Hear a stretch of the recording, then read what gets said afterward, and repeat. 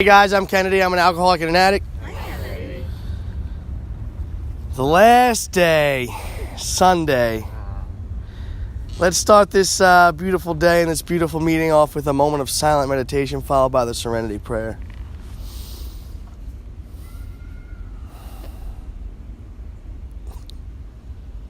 God, grant me the serenity to accept the things I cannot change, the courage to change the things I can, and the wisdom to know the difference. All right, this was a hell of a weekend, I'd say. It was lots of fun. I made lots of awesome new friends from all over New York. Our next speaker is one of these friends that I've made, and I'm excited to hear him speak. But before I do that, I'll give you basically the rundown of how this whole weekend went. It wasn't exciting. We had Long Island speakers on 1, 2, and 3. We had Capital District speakers on 4, 5, and then 6, 7, 8, 9 yesterday. And then today we're going to have one excellent man from the western region of New York. He's going to speak on 10, 11, 12. And then we'll all go around sharing a little bit on how you enjoyed the weekend.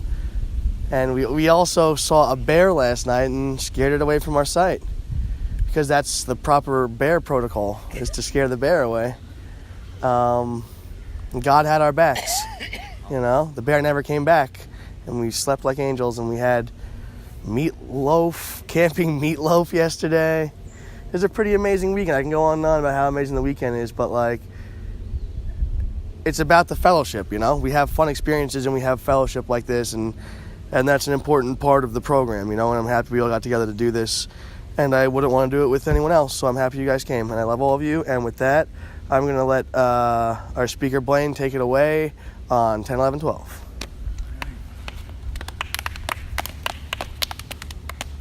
Okay. My name is Blaine. I'm a heroin addict. Before I speak, I always do a second moment of silence. And in that moment of silence, I ask you guys to invite your higher power here to be with us. Because as much as I believe that our higher powers are here, I was told once that God is a gentleman or a lady, and they don't go where they're not asked to go. So will everyone please take a second moment of silence and ask your higher power to be here.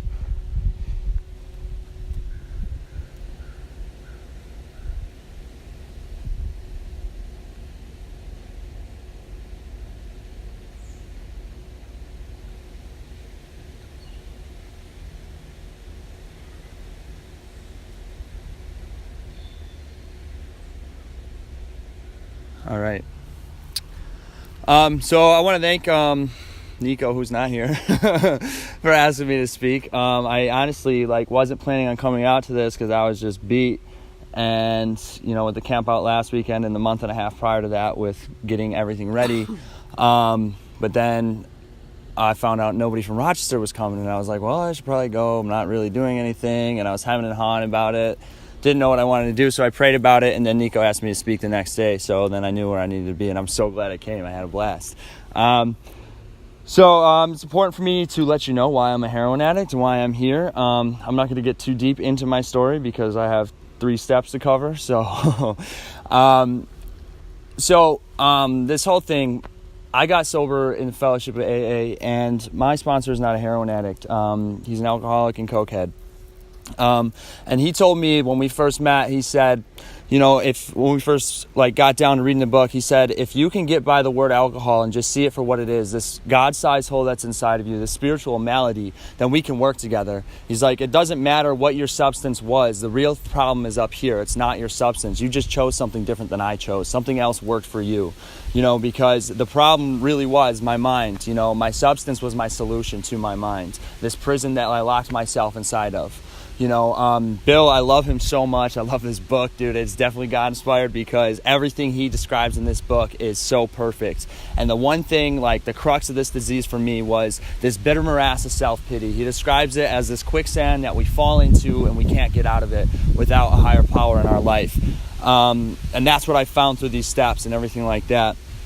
I'm driven by fear. 4 forms of fear everywhere I go, It doesn't matter what it is, it generally comes down to fear. Any defect of character, any wrong I've done has been driven by some sort of fear in my life. And, you know, today I like to say I live a pretty fearless life because I, you know, do this program. Not saying that that I don't have fear anymore, because I definitely have fear. And that comes out, and it comes out all the time. I have all these defects of character and all these different things, but that's what 10, 11, and 12 are for. You know, actually, it's what all the 12 steps are for. I don't feel one step is more important than the others, but this is definitely like my bread and butter, or my peanut butter and jelly for this, you know, my jam. So, you know, when I was younger, you know, I had like the same story. You know, I was different. You know, in my head, I was different than everyone else. And ever since I was a kid, I thought if I could just unzip from my skin and jump into somebody else's skin, everything would be okay. There was this kid I went to school with. His name was Gabe, and I wanted to be him. I was like, dude, Gabe's got everything. He's got the life, man. He's happy all the time. You know, I don't know. You know, I was very restless, irritable, and discontented. I didn't like rules as a child. You know, first time I ever broke rules when I was 3 years old, I remember, you know, I'm supposed to be taking a nap, and like, you know, I'm not supposed to play with knives, right? And, you know, I'm watching this infomercial on the TV, and it's this guy with these knives that he's just cutting up all this stuff. And I'm like, yeah, I want to be that guy, dude. He's playing with knives. Like, that's a cool job. So as my mom's asleep, I get up and I go into the kitchen and I chop up every piece of anything we have in the house for food. Like, she wakes up, there's apples, there's onions, there's potatoes, like just chopped up all over the house. My hand's bleeding because I cut my hand, you know, and that's just me acting out. I'm trying to get out of myself because I wanted to be that guy. You know, there was this ego inside of me that told me that I wasn't enough and I needed to be something else. You know, I needed more out of life than I knew what I could find. I did a couple more things when I was 3. Like, I lived in the hood, and I wasn't supposed to go out front by myself, you know, and I hopped on my bike when my mom was sleeping and I was supposed to be taking a nap. That was like my time. Like, I was like, yeah, I'm going to wait for her to sleep, and then I'm going to do some crazy shit. And I ended up getting jumped at 3 years old. They, you know, just did it for fun. They didn't even take my bike. They just started laughing, and they ran away. And, you know, I walked with my head down like this, crying, went up to my mom. She's like, what'd I tell you, you know? The first time I ever felt my ego was injured was when I was 3 years old. Like, a lot happened in those years, you know. And I had like long hair. Like, paint the picture for you. I had a mullet, like long hair, like jean everything, like jean jacket, everything. Because that's what my dad wore. My dad had a mullet, and like I wanted to be my dad. Like, I looked forward to seeing my dad every weekend because he was over-the-road truck driver, so I didn't see him that much. And I was going to visit my grandmother, and I get in this elevator, and this like 40-year-old man looks right at me, and he says, why do you want to look like a girl? He's like, why do you want to be a girl? And I was like, no, I don't want to be a girl. So I went home and I shaved my head, and my mom's like in tears, like she's like freaking out, and I didn't understand that, like why she was so upset. And I didn't think this had any hold on me until I did a 4-step, or my 5th step. I mean, like I wrote it in my 4th step, but then like it brought me to tears when I was doing my 5th step with my sponsor.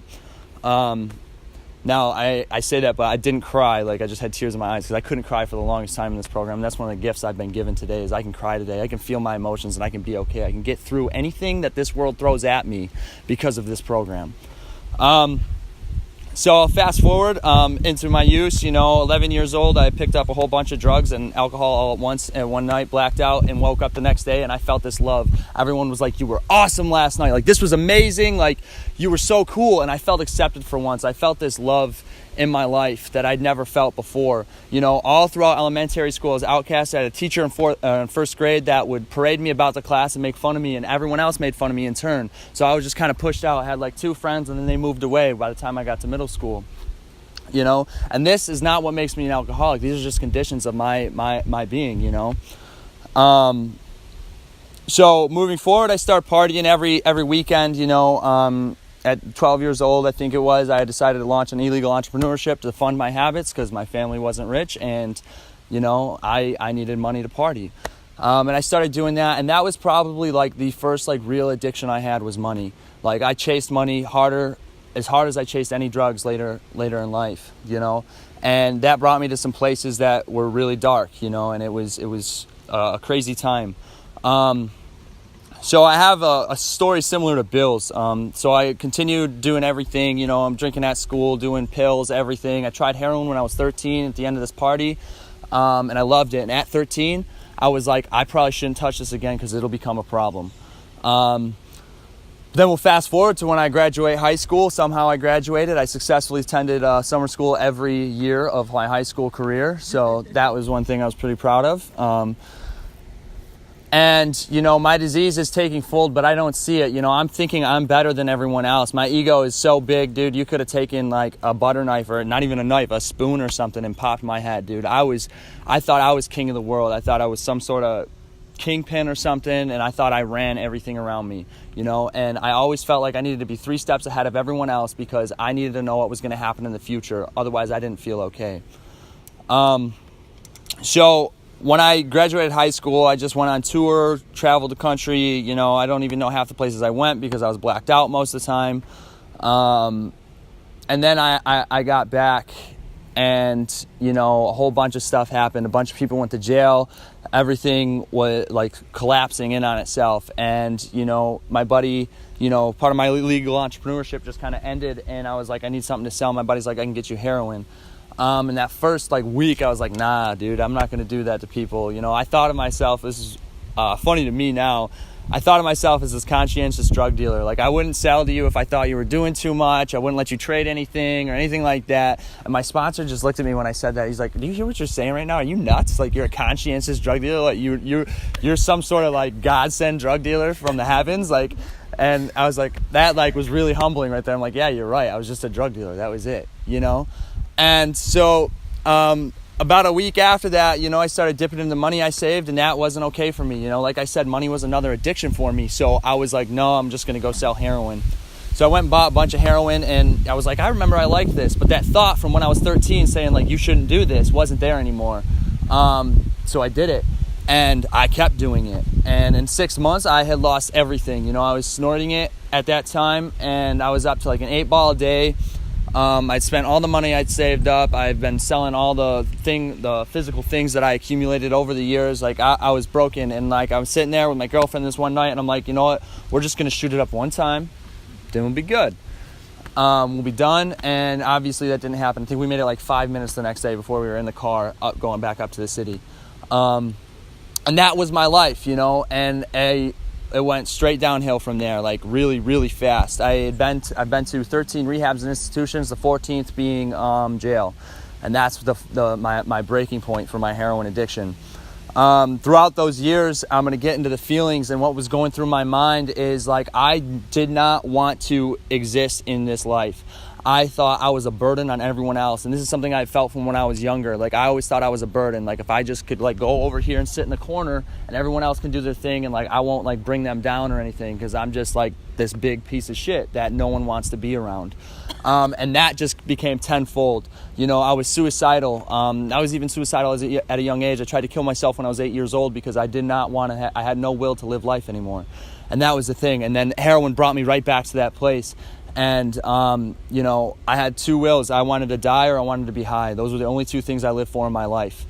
And that's where I was at. I was falling into that bitter morass of self-pity. I was swimming in it, dude. These thoughts of you will never be loved. You're never going to be good enough. Like, all these things. Like, you're a piece of shit. Like, why are you even existing? Like, you need to get out. Those were the thoughts that I had in my life. And that's what makes me a heroin addict. That's that addict mentality, that spiritual malady that I was talking about in the beginning. So I finally, you know, I've been in and out of the rooms for a year. I get out of jail. You know, I had this guy who I called my sponsor, but you know something, if you don't call your sponsor and like you set up, or if you do call him and then you set up a date and then you never show up to those dates and you do that for like a year, that guy's not your sponsor. He's just some guy you call when you're like feeling like you might want to get sober.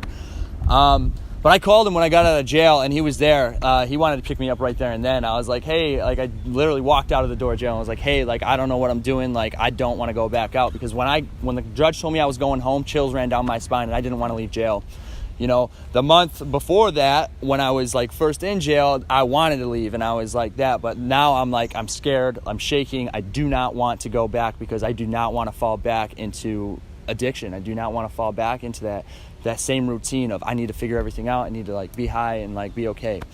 So I called him, and he picked me up next day at 8 a.m, and we got into this big book. And I didn't stay sober after that because, you know, I thought I was just an addict, and I decided to go drink some alcohol.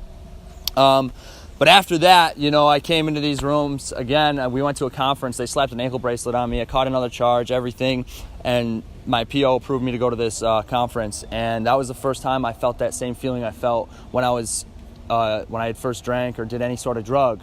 You know, but it was different this time because before those people wanted something from me. This time these people didn't want anything. They just wanted me to be there.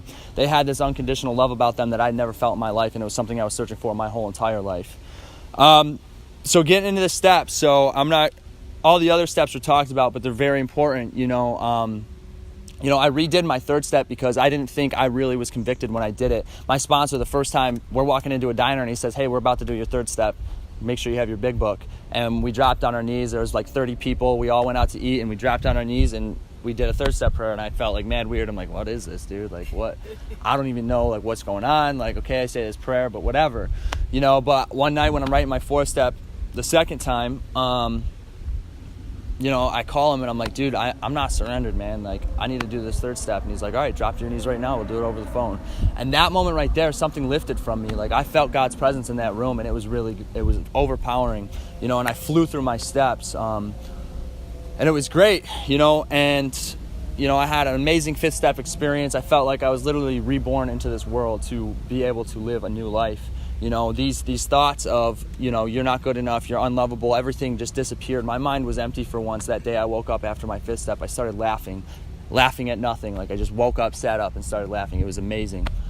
And, you know, I can't describe it because it was just wild. It's something you just had to experience yourself, and everyone has their own experience. But I'm going to get to steps 10, 11, and 12, and the way I'm going to do it is I'm going to read the step, I'm going to speak on the step, and then there's two other paragraphs that I'm going to read. And I'm going to read the step out of the 12 and 12, and then I'm going to read the promises out of the book. So step 10, continue to take personal inventory, and when we were wrong, promptly admitted it.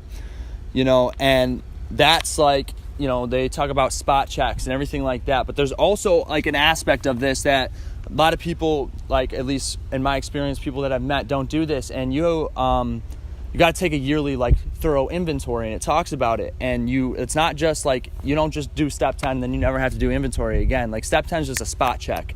You know, we aren't perfect. We're going to miss things along the way, and like things are going to add up, and then you're going to fall into an emotional bottom if you don't do one of these. You know, I'm about to do another fifth step, and I'm like super excited about it. Like, I love this program so much because every time I do more work for this program, I get a little bit more free. I learn a little bit more, and even every time I fall, I'm grateful for those times too, and I love them just as much as the good times. You know, I have to keep this even field, otherwise I'm gonna go insane. And the last page it talks about, you know, why we do this last little paragraph. Having so considered our day, not omitting to take due note of things well done, and having searched our hearts, we neither fear nor favor. We can truly thank God for the blessings we have received and sleep in good conscience. And that's my 10th step right there. You know, I look through my day, you know, do I owe any amends? And a lot of the times I can do a spot check right on the spot. Like, I have an experience happen last month. You know, I was at intergroup, and this intergroup is not running the way it should be running. And I got really mad and I started yelling. And, you know, because I'm not perfect, and I had to go up right after that and make an amends to this woman that I was yelling at because I thought she was affecting my ego. She was shooting me down on some ideas that I had, and my ego was hurt. And those are the things, though, is like before I would have never done that. Like, I would have just yelled at you and I've been like, yeah, it sucks to be you. It's your fault I yelled at you because, like, you did something fucked up, you know? But really, it's always because some sort of fear in my heart has been hurt. Something's been touched on, and I'm not okay. I'm not okay with the situation. You know, I love the acceptance paragraph in the big book. It is literally my number one paragraph. I read it all the time at meetings because people will come in and they'll be like, yeah, this is happening with all these other people. You know, they're talking about all these other people, and they're like, yeah, it's all fucked up, and like it's affecting me. And I'm like, dude, you just got to accept it. You know, you have to give it to God. I do this thing where I clap my hands together and I go like that, and that's me giving it to God. Someone comes up to me with some drama or something. I do not like drama. Someone comes up to me like, oh, so-and-so is doing this. I just go, you know, like, it is what it is, dude. Like, I have no power over that person, and I know that for a fact today. So step 10, you know, and the yearly inventory, that yearly thing, you know, and you can do it more than once in a year. I had a friend who just went through the steps 3 times in a year, like just like banged them out like over and over again. And man, she's free, you know, and it's amazing, like, to see where she is right now, you know. And like we have the 10-step promises, which are amazing. They're some of my favorite promises. I like the 10th, 11th, and 12th-step promises all because that is like the rest of your life. This is how you're going to live your life for the rest of your days if you keep doing this. So the 10-step promises are, and we have ceased fighting anything or anyone, even alcohol. For by this time sanity will have returned. We will seldom be interested in liquor. If tempted, we recoil from it as if from a hot flame. We react sanely and normally, and we will find that this has happened automatically. We will see that our new attitude toward liquor has been given us without any thought or effort on our part. It just comes. It is the miracle of it. We are not fighting it, neither are we avoiding temptation. We feel as though we had been placed in a position of neutrality, safe and protected. We have not even sworn off. Instead, the problem has been removed. It does not exist for us. We are neither cocky nor are we afraid. That is our experience. That is how we react so long as we keep in fit spiritual condition. And that is a beautiful thing for me. Those were my favorite promises when I first came in. Like my sponsor brought me to this. And he's like, do you want this? Is this what you want right here? And I was like, yeah, I definitely want that, you know. And I honestly had that way before I got to my 10th step. These promises were fulfilled in my life way sooner than, you know, doing the work, which can be a dangerous place. We were talking about it last night because I could have got very complacent very quickly and been like, no, but I got hungry because my sponsor, he told me one thing and he's like, there's more. He's like, and people, you hear it say, people say all the time, more will be revealed. And that is so huge in my life because every time I feel like I reach this spiritual peak, this mountaintop, you know, something else is revealed and I'm just back soaring up into the sky. And I like to talk about this too because people come in and they talk about this pink cloud thing and I hate that, you know. When I first got through my 5th step, I was on fire and people were asking me to speak at all these meetings and like I went and spoke like the first time I ever spoke and I was like all fired up. I'm like, can you guys like just look outside for a minute? Like look at those clouds. Like look at God. He's all around you. Like be happy. Like life is here. And someone looked at me right after the meeting. It was a speaker discussion. He said, you know, you're on your pink cloud right now, kid, and you're going to fall and it's going to hurt. So you better prepare yourself for that. And like, I was like, fuck this guy. Like, what is he talking about? And my sponsor came up to me after the meeting and he had said something similar to me earlier. He said, your head's too far in the clouds. You need to come back down to earth. And he came up and he made an amends to me right away. And he said, you know what? Listen, he's like, I'm not trying to steal your experience, you know, and that was selfish of me earlier. And he's like, don't listen to me and don't listen to that guy. He's like, you're not on a pink cloud. He's like, you can keep this cloud, whatever you want to call it, as long as you keep seeking your higher power, as long as you keep applying all these principles to your life and your program stays strong, you will stay on this spiritual awakening, this spiritual journey. And that's so true. Bill does not say we get thrown into the 4th dimension, then we fall back into the 3rd. He says we get thrown into the 4th dimension of being. And that's how we live our lives today. And that's where I'm at. I'm in the 4th dimension most of the time. Most of the time. So now we're going to move to step 11. And it's sought through prayer and meditation to improve our conscious contact with God as we understood it, praying only for knowledge of His will for us and the power to carry that out. And that's such a powerful, powerful thing. Because everyone here probably knows the 911 prayers. God, please get me out of this. I'll never do it again, right? Things like that. And that's how my prayer used to look in my youth and things. Like it was just 911 prayer. Like, God, I need you to get me out of this situation, and then there'd be like the cursing God prayers. Like, screw you, God. Like, why'd you put me in this situation? But really, I put myself there. God gave us free will for a reason, for us to do whatever the hell we want. Otherwise, life wouldn't be life. If God controlled every little moment of our lives, where would be the fun? We'd live in a perfect world and everything would just go, But that's not the case. So prayer and meditation are very key. I got sponsees, some of them get the prayer down, but then they're like, I don't know about meditation. Some of them get the meditation down, they're like, I don't need prayer. And like, that's the thing, is like, you need both. My sponsor told me, he's like, how do you have a relationship with somebody? He's like, if I come up to you and I speak to you and then I walk away and don't listen to you, what you have to say, is that a relationship? Are we having a conversation right there? He's like, no, I'm speaking at you. So you have to have both modes. So when I'm praying, I'm speaking at God. And when I'm meditating, I'm listening to God. And that's the conversation. It's a two-way street. It's not a one-way street where I'm like, God, you need to do this for me. All right, peace. Like I need to listen to Him all the time and He needs to listen to me. Well, He's always listening to me. It doesn't matter where I'm at, So I have to keep that open connection with my higher power, like all the times. Then it says this. It says, perhaps one of the greatest rewards of meditation and prayer is the sense of belonging that comes to us. We no longer live in a completely hostile world. We are no longer lost and frightened and purposeless. The moment we catch even a glimpse of God's will, the moment we begin to see truth, justice, and love as the real and eternal things in life, we are no longer deeply disturbed by all the seeming evidence to the contrary that surrounds us in purely human affairs. We know that God lovingly watches over us. We know that when we turn to him, all will be well with us here and hereafter. And that's so true. The days I forget to pray, the days I forget to meditate are real rough days for me. And I normally realize it. So when I first got through my steps, I did not realize it right away. And I'd call my sponsor and I'm like, dude, I am messed up today. I don't know what's going on. My head's just flying in 15 different directions at once. And he'd be like, hey, did you pray today? And I'd be like, no. He's like, did you meditate today? I was like, no. And that's the thing. And part of my meditation, part of this thing I do to keep my connection with my higher powers, once a week I have to spend at least one day by myself in the woods. And that's just me to be in contemplation with God and just be there and listen. I'm there to just be with him and listen, and whatever he tells me, I'm going to go do. And that's another thing. Prayer and meditation also comes into, I believe, into the 12th step. If I am not able to help somebody, if I'm not spiritually grounded and with my higher power, I can't help anybody. I'm just as useless as what I was when I was using in my mind. And that's my experience. So constant prayer and constant meditation is a thing. I probably pray at least 30 times a day. I work in construction. I'm an electrician, and my boss is a dick. He is very mean. So I find myself dropping to my knees on top of my ladder sometimes because this guy will come up and just start screaming at me, and I'll be like, dude, what do you, chill out, And he'll walk away, and then I'll hit my knees and I'll start praying, and then I feel good and I just go back to work. But before I would sit there and I'd freak out on him. I'd start screaming at him, and he'd throw a pipe at me or something, and we'd have fights. We would get into it, dude. But that doesn't happen today because I'm in this fit spiritual condition. And we actually have a better relationship today. I actually eat lunch with him today. I wouldn't eat lunch with him before because I was I don't want to be around this guy, And that's because I am meditating and I'm praying and I'm able just to see him as another human being, and I can see where my part is in all these scenarios. I can see that I did this, and this is messed up. I had a situation a month or two ago where another company, we had two electrical companies in a building, right? And we have these fish wires that we push through pipes to pull wires, and they're metal. And I'm pushing it, and I'm it's taking forever, and I'm like, dude, this is not that long of a pull, right? And then all of a sudden my boss comes in screaming, and he's like, stop, fucking stop.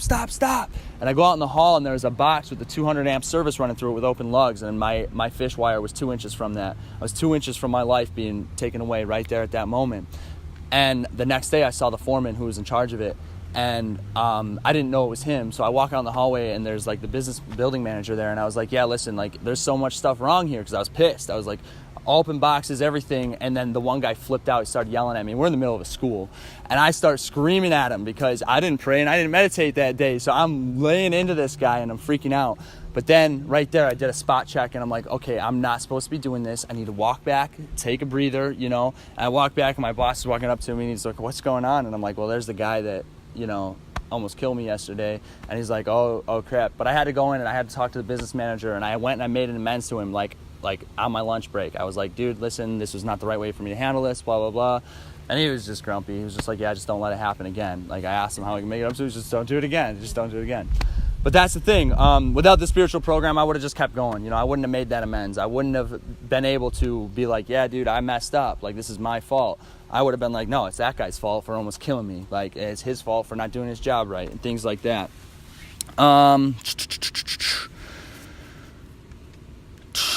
All right, I'm trying to find 11th step promises. Dun, dun, dun. Okay. As we go through the day, we pause when agitated or doubtful and ask for the right thought or action. We constantly remind ourselves we are no longer running the show, humbly saying to ourselves many times each day, thy will be done. We are then in much less danger of excitement, fear, anger, worry, self-pity, or foolish decisions. We become much more efficient. We do not tire so easily, for we are not burning up energy foolishly as we did when we were trying to arrange life to suit ourselves. So that's the reason I just told you that story, because I wasn't in spiritual condition that day. I didn't pray and I didn't meditate, and that's what happened is I used up that energy that I could be using to help another sick and suffering addict, that I could be using to be of service to anybody else. Instead, I used it there, and that's the thing. But if I was in fit spiritual condition, maybe it would have gone differently. But I also don't regret it. I learned a lesson from it. I learned that I need this program more than I thought. so I can't express how much meditation and prayer has helped me in my life, because it's a place, like meditation is a place where I can go and I can be, and I can just be okay. You know, I can fall back into that empty-mindedness. You know, I'm not suffering in that prison anymore or anything like that, but I got to keep up with it. And then we move on to step 12, which I think is like the meat and potatoes of all these three, like right here. And it's having had a spiritual awakening as a result of these steps, we tried to carry this message to alcoholics and to practice these principles in all of our affairs. So all of our affairs, it's not just talking about in the rooms, it's talking about everywhere we go. It doesn't matter who it is, what we're doing, we should be practicing this no matter what. I had this really cool experience the other day. This person I've only met twice comes up to me and they're like, hey, have you ever felt like if you could just unzip out of your own skin and jump into somebody else's skin, you'd be okay?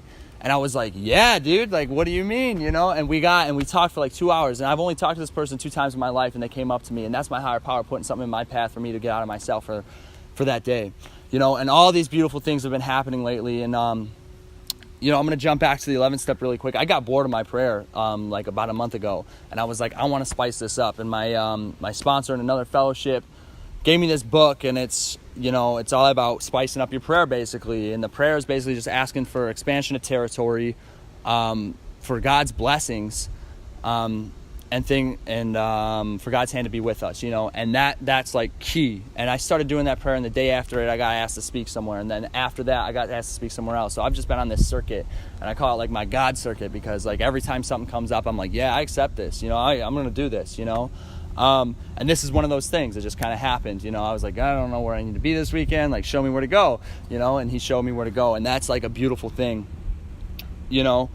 And that's this program, though. That's me giving back, you know. And I don't only just give back to this program. I give back to my family. I give back to my friends. I give back to the random strangers that I don't know. You know, the people that I see on the street that are suffering, I'll stop and help them. You know, these are the things that I do in my life, because my life is no longer about me. My life is about all of you. My life is about everyone else, you know. And in turn, maybe I'll get okay from that, you know. But I have no attachment to whatever happens. Whatever the outcome is, there's no attachment there. I'm just going to do the next right thing and just hope it works out. And that's how I was taught to do this program. You know, there's spiritual principles you can apply to every scenario and every part of your life. Our traditions are amazing. If you haven't been through the traditions, I strongly recommend it, because the traditions are super amazing, and it takes the 12 steps and it like brings them up here, and that's why we have them.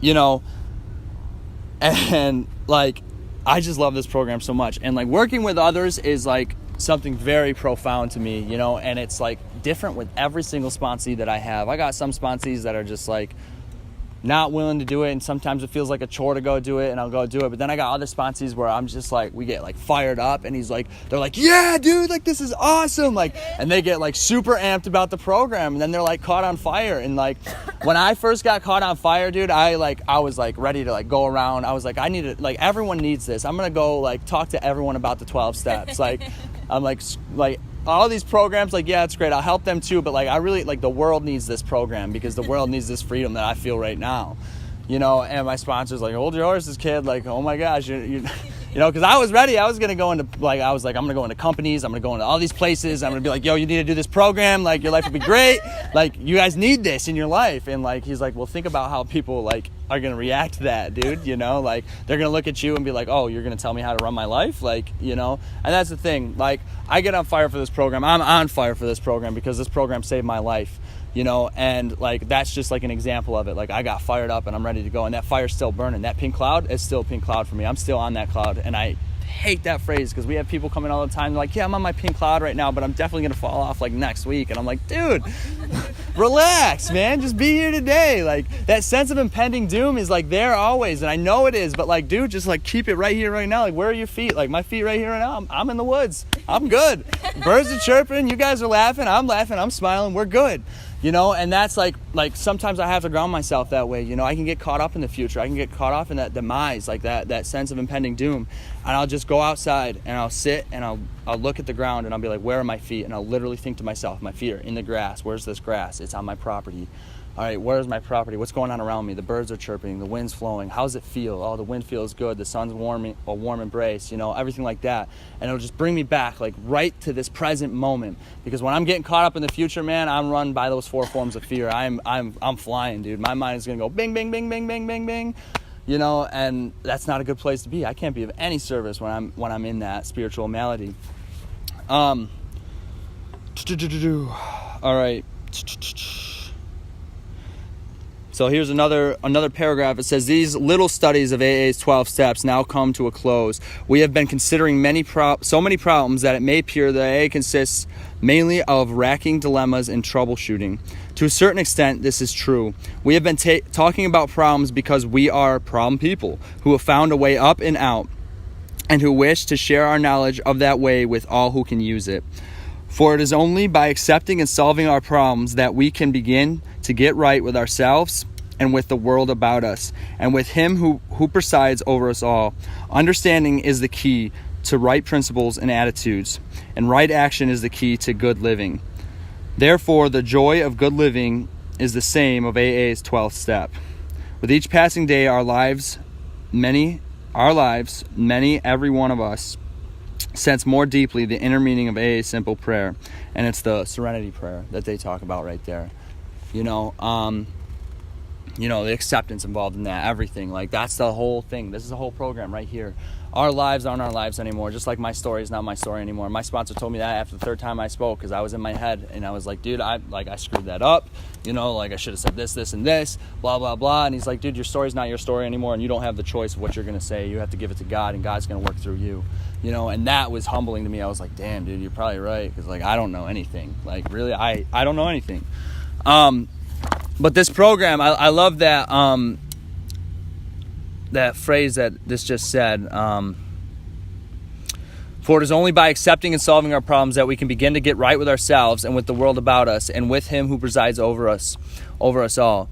And that's perfect right there. That's God. We have to get right with ourselves, got to get right with God, and then we're good. But we're not good if we just use that and then we just sit. The 12 steps are a constant thing that we have to constantly be going through. I do 1, 2, and 3 every morning. I did it this morning, about 3 times, because I always do it before I speak, because I'm generally the first thing in my head, I'm ball anxiety. Then I pray once and I'm like, all right, what am I going to say? Then I'm like, no, I can't figure out what I'm going to say, because God's going to work through me. So I got to give that to God. So then I pray again, and I just keep going, and I go pray, because in the end, if I came up here and I tried to run my self-will, I tried to do that, it would be a clusterfuck in my mind. That would be bad. I've done it before, and it's just I'm a train wreck when I get up to speak. It's just I'm over in left field, I'm over in right field.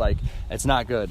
And then the other thing that I really like about this is understanding is the key to right principles and attitudes, and right action is the key to good living. So we can know everything about ourselves, but if we're not taking the right actions, we're not doing the next right thing, this program isn't working in our lives, because we're not doing the program. I can understand I'm driven by this fear, and this fear, but if I'm not taking action, if I'm not going out and helping people getting out of my fear, getting out of myself, leaving that behind for God to take, then I'm not going to be able to live this spiritual free life. Me and my friends back in Rochester, we're always driving down the road, and we're just yelling. We're we're super free and everything, because that's the truth today, dude. Because we are super free. We went from this bitter morass of self-pity, this prison that we put ourselves in. We locked ourselves in our minds, and locked ourselves in this place where we just wanted to die, to we want to live more than we ever have in our life. And we want to help people, and we want to live this program, and we want to do everything for everyone else, and that's a beautiful thing. When you get a good close-knit group of people, all of our HA right now out in Rochester is all together. We're together, and we're moving forward, which is really cool. We don't have cliques yet. That's probably a future problem that might happen, but right now everyone's really unified, and it's really cool to see, because there's so much love and so much everything, and a great example of that is last year, dude, I was I'm not making this meeting tonight, but I had to stop in to get somebody to cover my service position. So I stopped in, and I was a mess, dude. And they looked at me, and I'm like, hey, I need somebody to cover my service position. And they didn't even care about the service position. They're like, dude, are you all right? You look like you need to cry or something. And I was like, yeah, you're probably right, but I just need you to cover the service position. We don't care about the service position. What's going on with you? And I'm like, I don't know. I'm just going to go. And I left. And I made it 50 feet down the road, and I turned in this parking lot, and I'm like, I can't do anything right now. My mind was tweaking, dude. It's because I was in management of my emotions, because I'm a pretty happy guy, and I was not feeling happy that day, and I was not okay with that. You know, that's that acceptance thing. Like, I was not okay with some part of my life, and I was unhappy. And I was like, I can't feel this emotion. Like, people are going to see this. They're not going to like me. They're not going to want to be friends with me. They're not going to want me around. Like, I need to be able to be of service, blah, blah, blah. You know, and I was like, I'll listen to this song, and this song will make me happy. And then that song didn't work. And I'm like, all right, I'll stick my head out the window while I drive. Like, maybe that'll work. You know, and all these things. I'm running in this management, and like, finally I crashed, and I tried to call my sponsor. He didn't answer. I tried to call his sponsor. He didn't answer. I tried to call his sponsor's sponsor, and he didn't answer. And I'm like, the next right thing, go to the meeting. And I'm like, I can't go to the meeting. I'm late now, and they already saw me once. They're going to be like, why is he back? Like, but really, I walked into that meeting, and they were like, there he is, you know? And I didn't know what was going on still. And it's funny, this guy right here, he was like coming to one of his first meetings, and he's like, yeah, this is what my life looks like today. And he was talking about management, and it like hit me right there. I was like, boom, you know? And that's one thing, like the 12th step right there, you can be of service at any point in your sobriety. It doesn't matter where you are. He was maybe, I don't even know if he was a day sober, and he came in and boom, was service to me right there. I was just like, holy crap, yeah, that's where I'm at. I'm in management, you know? And that's the beautiful thing about this program. I see people come in all the time, they're like, I only got like 2 weeks. I'm like, yeah, well, what about the guy who's got 24 hours? What can you do for him? You know? And that's the thing. Like, you don't have to know like the working knowledge of the steps to be of service. It's not just the steps to be of service. Like, you can be of service in so many different ways. You got a car, like 90% of the people in the rooms back in my place don't got cars, you know? So if you got a car, pick people up and take them to meetings. That's where you're going to be of service today, you know? Get out of yourself. Maybe bring some food to somebody who doesn't have food and you know they're struggling. Somebody, you know, is going through a hard time, call them and just talk to them, you know? You don't, like, there's so many different ways. It's not always just taking people through the steps. But that's like one of my favorite ways right there. But like, either way, then we got the 12-step promises right here. Life will take on new meaning. To watch people recover, to see them help others, to watch loneliness vanish, to see a fellowship grow up about you, to have a host of friends. This is an experience you must not miss. We know you will not want to miss it. Frequent contact with newcomers and with each other as the bright spot of our lives. And that is my truth today. You know, coming out to this event here tonight, you know, I was like, I know like one person out there right now. I've talked to this guy, Meadowlark, online. Like, I don't know who the hell he is, but he's got a weird name, you know, and I was like kind of nervous a little bit. And like me and him, we were jamming out, you know, like, it was great. We were having a fun time. And then I get here and you guys are all still up and you guys are like, hey, welcome, you know, and that's beautiful. Like, I can go anywhere in the world, walk into any 12-step fellowship and they're gonna be like, hey, we love you. Like, what's up, dude? I don't know you, but like, I love you and I know I love you because you're one of us, man. And that's a beautiful thing. What a beautiful thing. This thing that I searched for my whole entire life, I found it in these rooms. I found it in this fellowship and I found it in this program. And if you want super freedom, like you want to be super free and screaming out the window, I'm super free, like do these steps, do this program and apply them to your life daily. And my name is Blaine and I am a heroin addict. Thank you, Blaine. Thank you, bro. That was amazing. All right, thank you, Blaine. That was pretty awesome on 10, 11, 12 right there. Covered a lot of stuff. It was beautiful. Now what we're going to do, we're just going to pass the recording device in a circle, and you're just going to share about how your weekend was and whatever you want to talk about. All right? We'll start on this side. Hey, I'm Ariel. I'm a heroin addict. Hi, Ariel. Well, first of all, Blaine, that was amazing. That was beautiful. And it's like a really beautiful thing, obviously, like having you come to Rochester, from Rochester here. It was super special for me, and I love you, and I'm so glad I got to spend the weekend with you. And I'm so glad, like, I'm super free. Like, that's awesome, you know? And, like, for me especially, this weekend was really cool because it's literally been 11 years that I've been running up and down West and East New York. Westchester, New York City, Buffalo, Rochester, you name it. Like, I lived in all those places over the past 11 years, and, like, I destroyed things in those places the past 11 years. And like now I get to be at the first HA Empire State Unity Camp Out, right? Is that what we're calling this? And be here and be so connected with my fellowship, with my higher power, you know, being like one with the woods and one with all of you was such a beautiful experience. And having people that I knew, like from college in Buffalo and Blaine from Rochester, and like then all of you from Long Island who have become like family to me. I guess like the best word I would use to describe this weekend is like connection. Connection with like all of you, with everyone, and like with like this universe, this world, my buddies, the bugs. You know, like this whole thing, and like you're just so connected when you're in nature, right? Because like God is like so well represented in nature, like the beauty of like just like the natural. And that's like what we all have inside of us, and like we're always searching for, and I was never able to appreciate that when I was out there running around and using. So like you said, like look outside and like see like how God is everywhere and like how beautiful it is. Like that's like all I've been doing all weekend, is just opening my eyes to like the greatness that is God and is all of you. So thanks everyone for like an awesome experience this weekend. I love you all. Thanks. Hi, I'm Connor and I'm an addict. Hey, Connor. I feel really weird talking into a microphone. If you don't want to talk to it, you don't have to. You can just pause it. No, it's fine. For anyone. Yeah, thank you. That was really good. I related a lot with everything you had to say, and it's cool, you know. She just kind of said a lot. Like to be here, you know. I never used to do shit like that. And one thing you were talking about was like the prison in your mind, and like I can relate with that a lot. You know, and that's what, you know, same thing, man. You know, like these steps, like what they did is they freed me of myself, and the more like I continue to do that, the more that happens. And yeah, like 10, 11, and 12 are just like the key, you know, right? Like the growth steps, right? Like and it's important, you know, because I you know, I've been. And you said so much, you know, everything like I really would say would just be like kind of piggybacking off of what you said, you know, bringing this stuff to work, which can be a struggle sometimes. I relate with that a lot. Fucking, you know, I'm definitely not perfect, which is okay. But like, you know, the main thing you were talking about, you know, is I continue to seek out God, whether things are going good, whether things are going bad. And I try my best to be of service to whoever I can, you know, because that's really like the key part of all of this stuff. You know, and then like this weekend's just been great. Like she was kind of saying, like, the trees and the fucking nature and all this cool shit, man. It's like, it's awesome. It's just nice to like be here with all the people from like Albany, Rochester, like the whole, and see the way everything works and like the unity, really, you know. Because like I remember when I was first getting sober and I thought my fucking life was over, and I'd come to shit like this and I'd be like, holy shit, people do this kind of thing. I was like, this is fucking awesome, you know. And that's really all I'm gonna say. Thank you. Thanks for sharing. Hi, I'm Justine. I'm a heroin addict. Thank you so much for speaking. That was amazing. I love the enthusiasm. Like, you got me all fired up now. And it's really beautiful how like we have like everyone here, everyone in the rooms, everyone in this program, we have that common bond.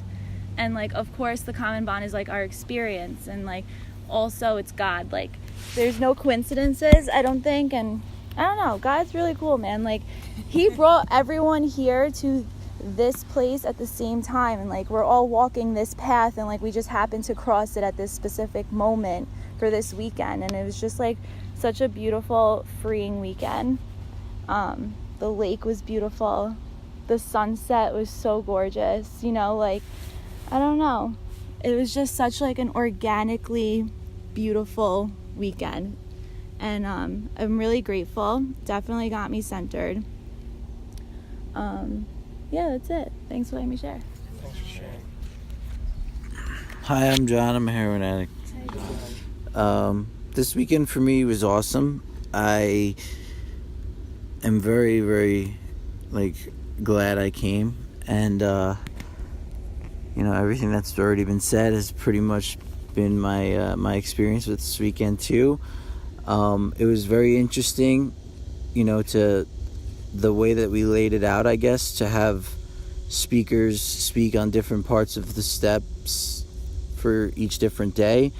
And I got to experience like a taste of sobriety in different areas of New York. And I think that was like the coolest part for me.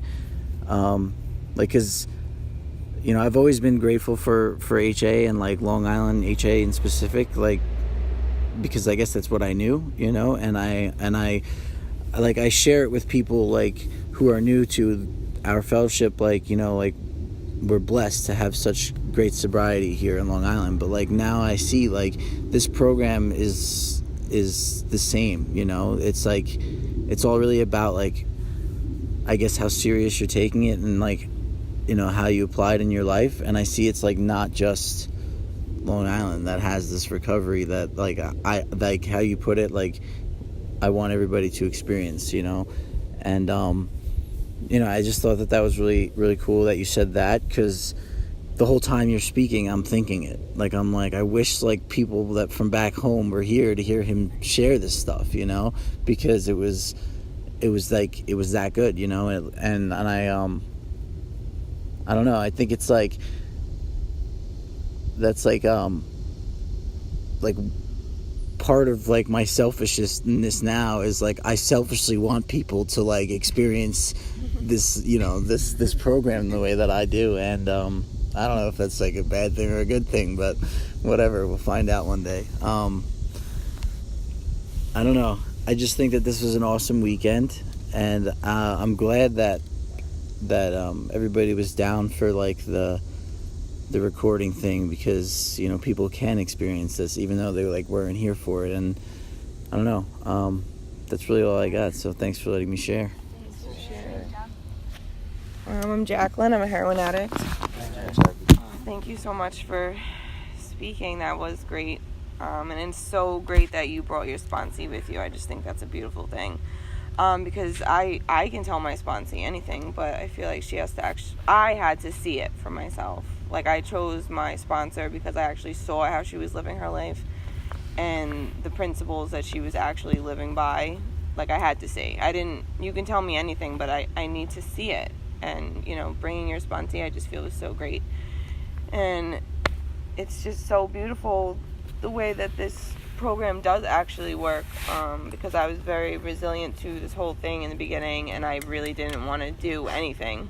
I just wanted to go to meetings and have someone to call when I'm bored, and I had no idea how to change my life. And this weekend was just the setup was so great too. I don't meditate when people are around.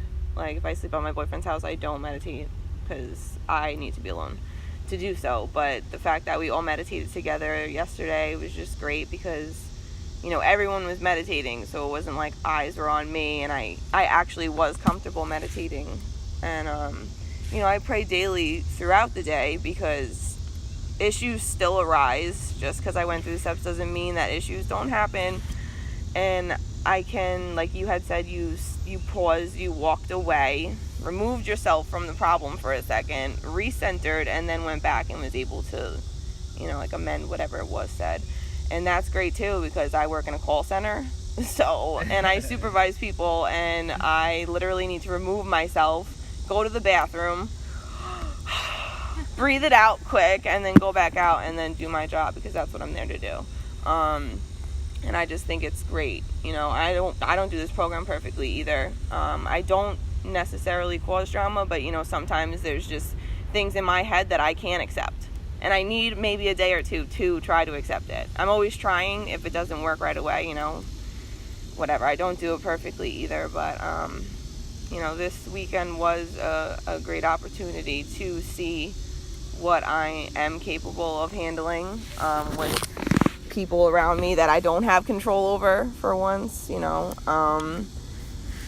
and it's just, I just thought this weekend was beautiful, and it's great that it is going to be an annual thing, because the opportunities are just endless. You're meeting people from all over New York, and I didn't know New York was even this big to begin with, so and I just think that this was fabulous, and thank you, Kennedy, and everybody for coming, and that's all, man. Thanks for sharing.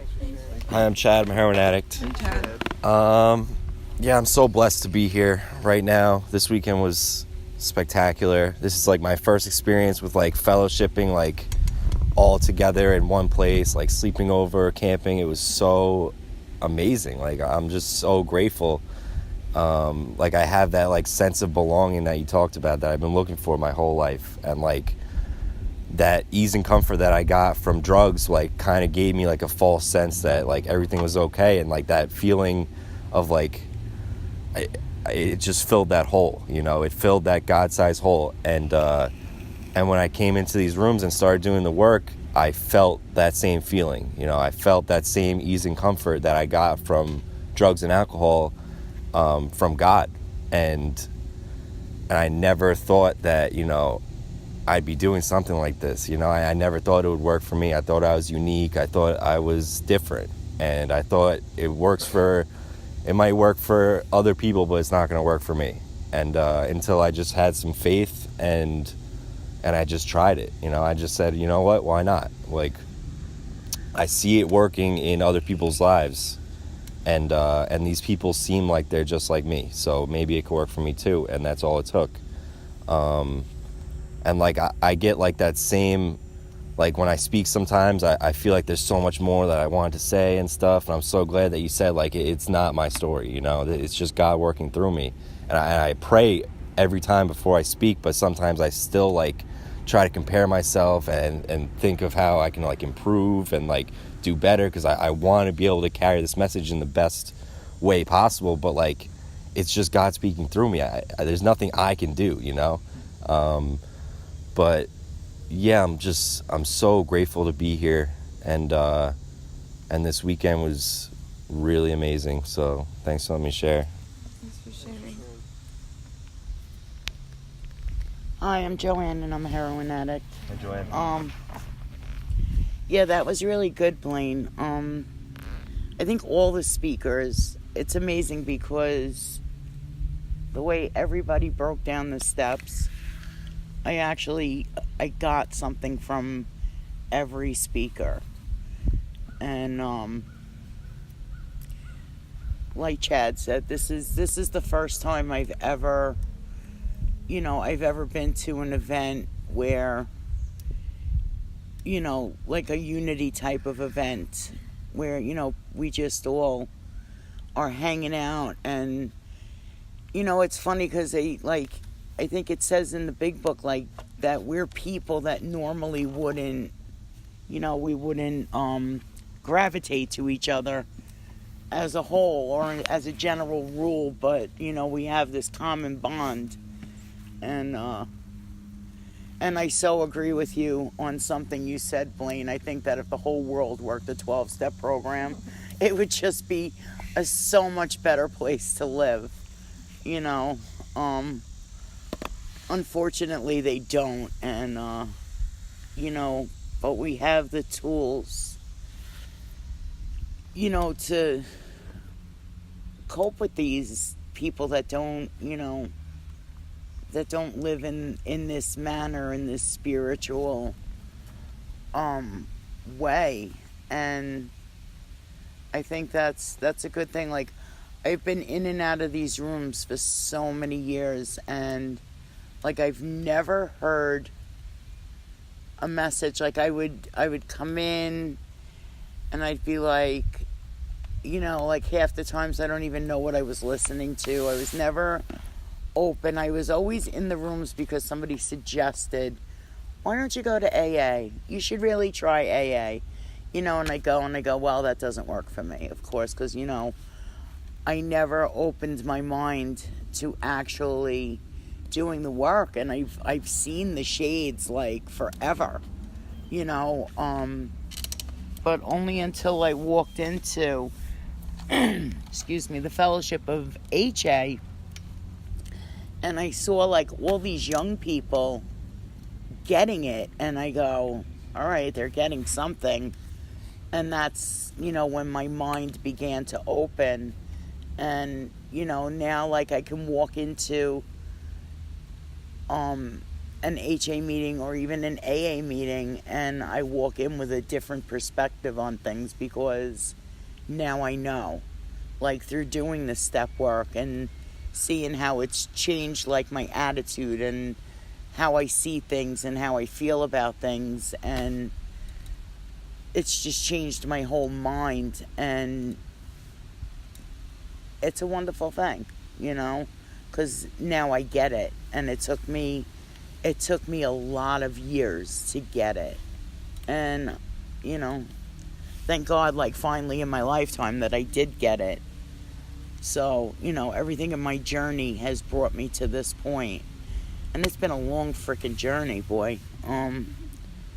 But you know what? I have a lot of gratitude, and I have a lot of gratitude for the people in the program and these people that I've met, and I think we had a blast, bear and all, So, anyway, that's all I got. Thanks for letting me share. I know, well, both of us are like trying to stretch. All right. My name's Nick, and I'm a heroin addict. Hi, Nick. I guess you should say I'm from Rochester, too. I don't have a whole lot of time of experience in this program, but I do know one thing, and that's that the headlines out there are true. There is a heroin epidemic going on right now, and it's been going on, and there's an alcohol epidemic, and there are drug epidemics. There is an attraction to substances like never before in 2018. And right now, as we speak, there's drug dealers and there's drug buyers. And as long as those things exist, there's people who need a solution and a serious thing to hunker down on and get themselves right with. And I thank God that I laid down what I needed to lay down to get to this spot right now, because I was one of those drug buyers, and that was going to be it. I was going to try and find a way to make that work any damn way. And the thinking person is not meant to make that work. It's not right. But what is right is something else. And I just want to say that I'm really thankful that this program is open to everything and anyone. And if anyone is listening in an HA room or something, there really is something more to it. And I'm really happy to be where I'm at. And it's calmed a lot of anxieties just being with more people, making more friends. And I just want to say I'm thankful to know more about the steps, and that's all I got. Hi, I'm Alex. I'm a heroin addict. Hi, Alex. Thank you for speaking. I got a lot out of your share. It was cool this weekend, all the different people from around New York sharing their perspective on the steps. I got a lot out of it, and I had a lot of fun this weekend, so thank you guys. Thanks. All right. Hi, I'm Kennedy. I'm an alcoholic and an addict.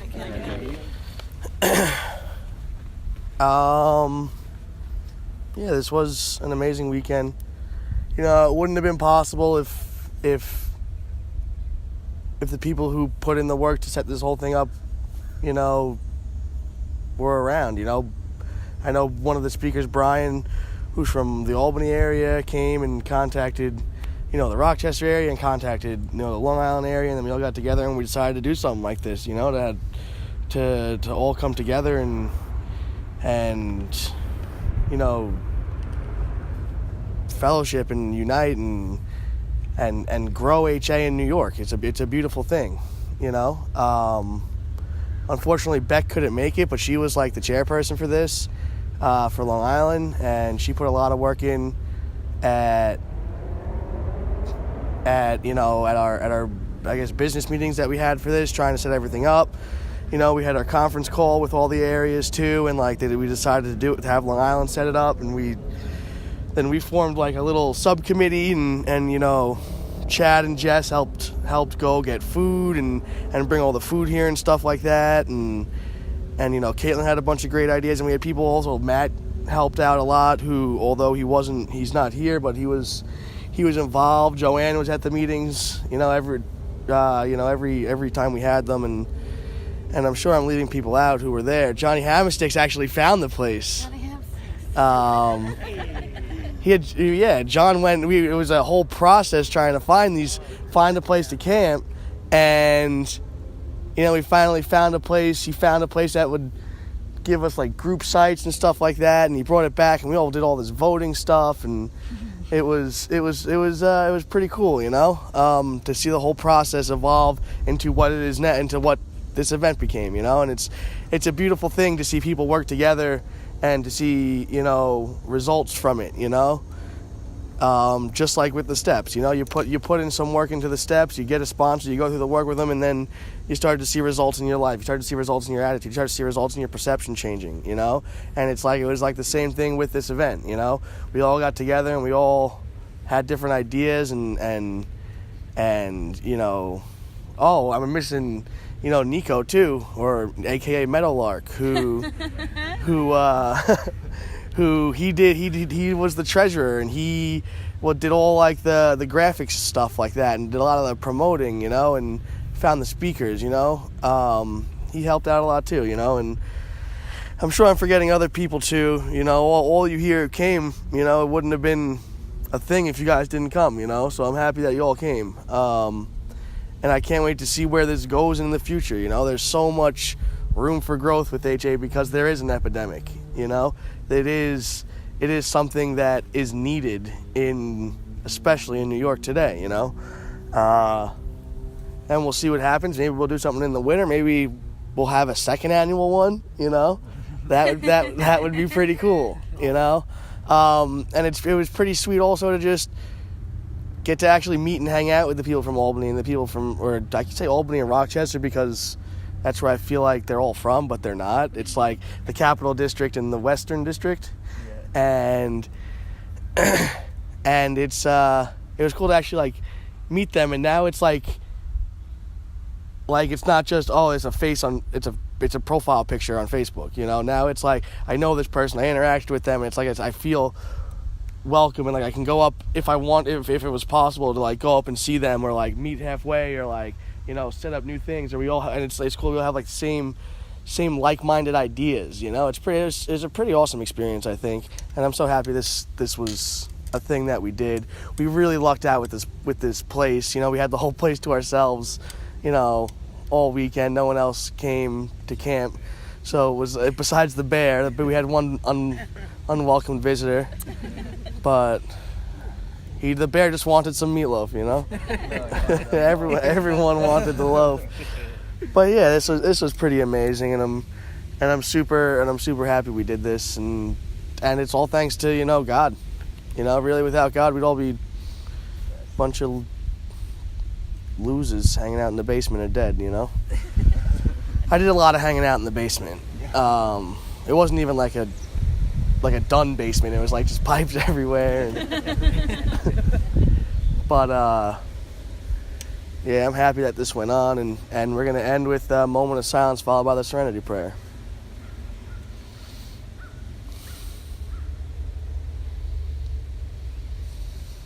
God, grant me the serenity to accept the things I cannot change, the courage to change the things I can, and the wisdom to know the difference. Stay.